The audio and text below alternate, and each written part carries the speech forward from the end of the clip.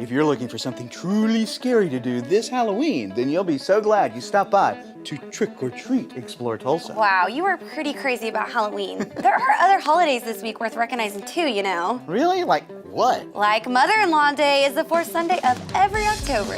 Mother-in-Law Day. It's so close to Halloween. Coincidence? Oh, stop. This Halloween, as a special treat, you might take your mother-in-law on a tour of a must-see Tulsa historical landmark. We all know and love it as the Cave House. You can sit right here. That's the thing about the Cave House, is when people talk about it being haunted or things that happen here, you can sit still and just scare yourself because it's round. The acoustics are, unique, and then it's being stucco. And so a noise can happen upstairs, like a stick can fall on like the metal roof upstairs, and you really think someone's behind you. You could just creep yourself out even if you're locked in here alone, but it's a lot of fun.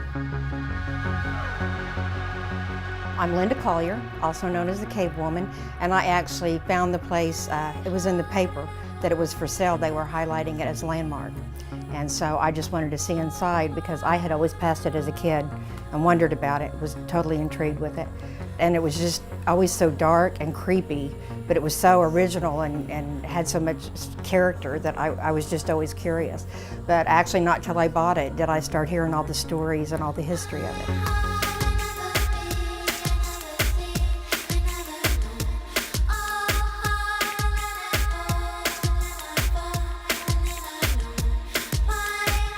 It was actually designed by Daniel Eichenfeld.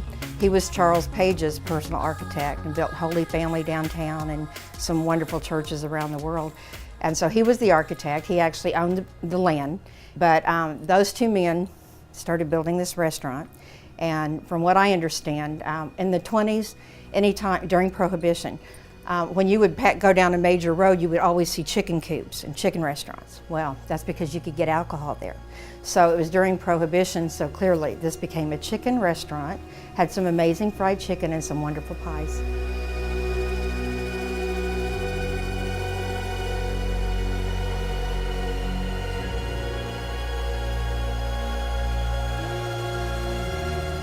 There was a couple named Bill and Ella Walker, and Ella was known as the Rag Woman, and she went around town with a shopping cart. They called her the Rag Woman because she would get fabric out of the trash, like old clothes, and she would remake them. She would make people clothing out of them. But she and her husband actually are who built on the square part that doesn't really go with this rounded part. But they had it, I guess, for about 30 years, and she actually passed away here. But there's all kinds of stories. Like I had some rags that kept appearing at a window upstairs, and didn't really understand it and couldn't figure it out, and it sounded really crazy. But someone stopped right before I started giving tours and told me that Ella used to wash out the fabric and hang them at the windows up there to dry, like I had seen them come over here and seen them. So she was evidently helping me decorate over here.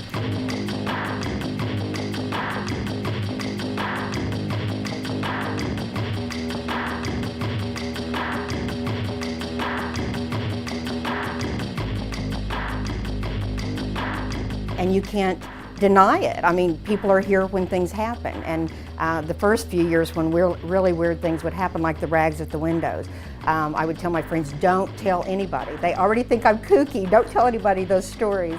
But things will get moved. There was a period of time where so many little things like that were happening that I really thought some of my friends that also had keys might be just trying to give me a good story or pranking me. And so I confiscated all the keys. And still things happen.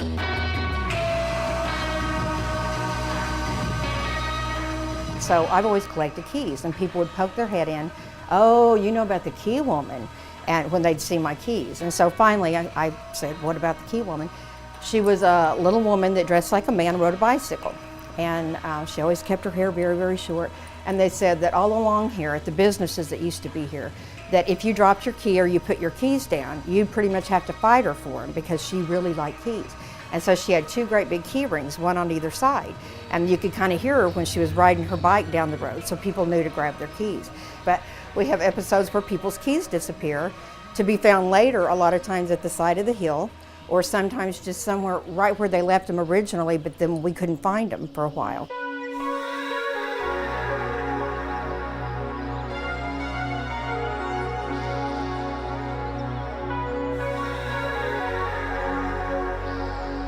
Right now I've been giving evening tours because the evenings, it's just a whole new world over here. You can come in the daytime and fall in love with it already, but when you come back at night with the different lights and the candles and stuff, it's just a whole new world.